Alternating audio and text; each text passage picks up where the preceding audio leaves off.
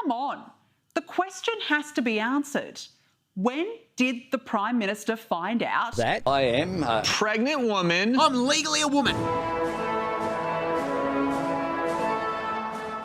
Anthony Albanese is a Prime Minister who needs to have a baby with Alan Joyce, who needs to have something to say but doesn't know what to say. That's hate speech. Big sook. Oh, call mummy. You know, that's how he works. Because the man is irresponsible and a sook. And the country doesn't like either.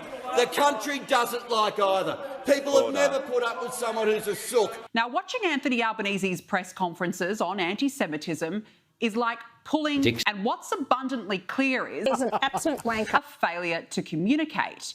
He constantly fails to seize the moment, can't articulate a proper position, and there is no conviction nor authority. What does this Prime Minister stand for? What I'm focused on is delivering more babies. Because honestly, the lack of leadership suggests he doesn't even know the answer to that. I'm not a commentator. That's your job. What my job is to do is to make more babies.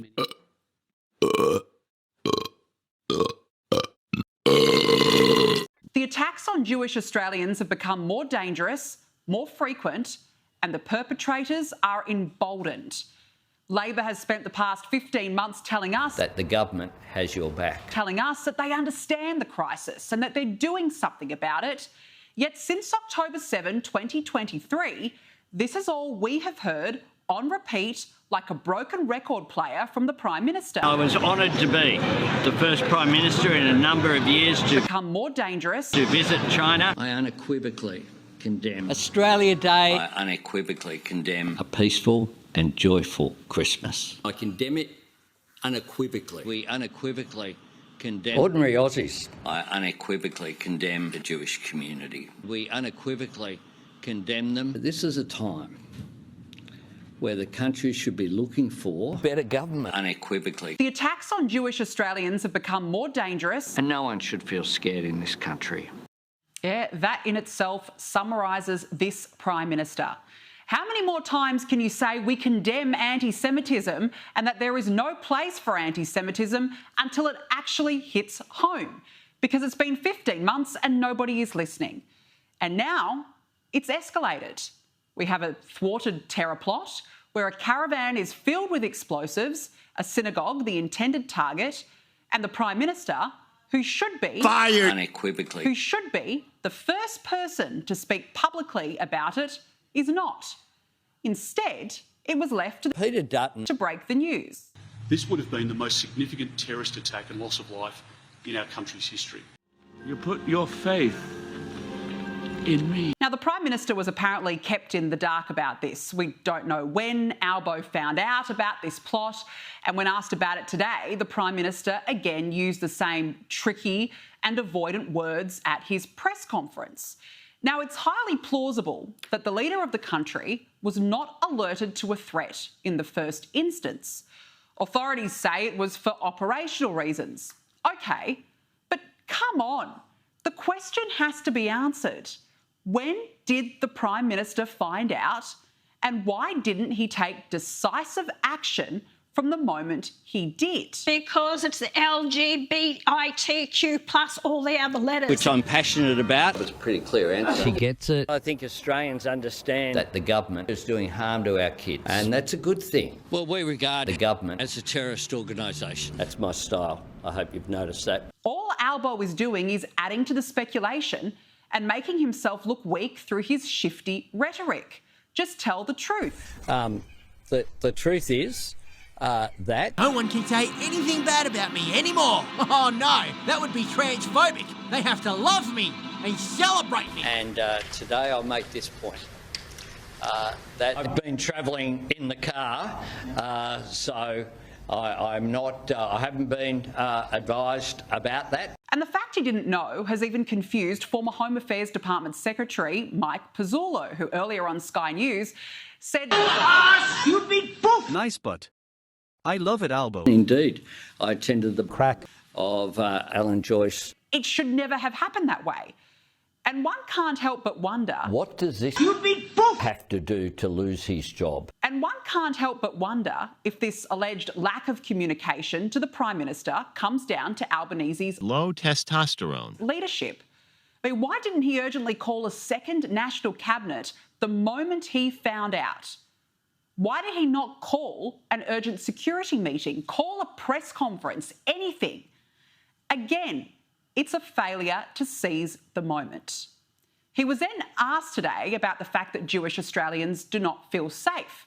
And he went on to say... Not only can I force my way into women-only gyms and brunches and bathrooms, but you also have to be nice to me. And he went on to say, well, my heart goes out to them, ducking and weaving from one point to another. The time for my heart goes out to you expired a long time ago. And rightly so.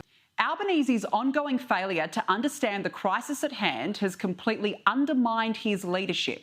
He's not taken the lead on this. He's taken a back seat. In the car with Alan Joyce. Taking a piss.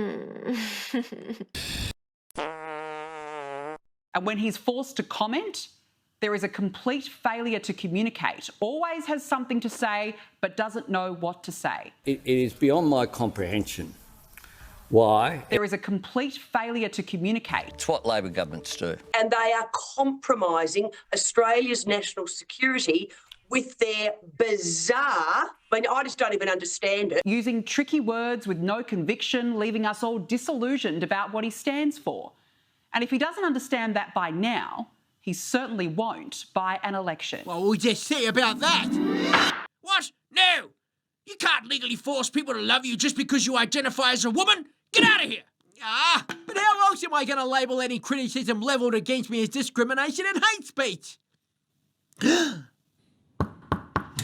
Albo, can you make me an Aboriginal? Of course that is what I would do. That's who I am. Yes. I'm Aboriginal, but I don't steal. I'm Aboriginal, but I'm educated. I'm Aboriginal, but I don't use drugs. But I don't live in a $4 million house. And what an irony that, you know, fabulously funded institutions which get billions upon billions of dollars of government money and which are meant to be centres of liberal inquiry are spewing the most disgusting, historic, ancient hatred our civilisation has known. Now, if anything is worth a proper royal commission, it's this. And Albanese has never understood that there is a worldwide crisis of anti-Semitism. There is an Australian crisis of anti-Semitism. We've never had anti-Semitism like this before. And he has to treat it as a first-order crisis, a first-order measure of government, not something that he just tries to slide away from and hope goes away. But I'll say to people, before you get on your high horse and start ringing up my office and telling me why am I supporting Israel, I'm not supporting Israel as such. I am supporting the Australian people because this is un-Australian, what is happening with these, bombings, the synagogues, the unrest, the protest rallies. This is un-Australian. These Jewish people here are Australians, and I will fight and defend their rights to walk our streets and live in peace and harmony without fear from any organisation or any other Australian in this country. And if you want to behave like that, then I suggest go back to the country that you've come from and you go and live your life that style, because in Australia, I don't want it in our streets. As Prime Minister, I will always accept responsibility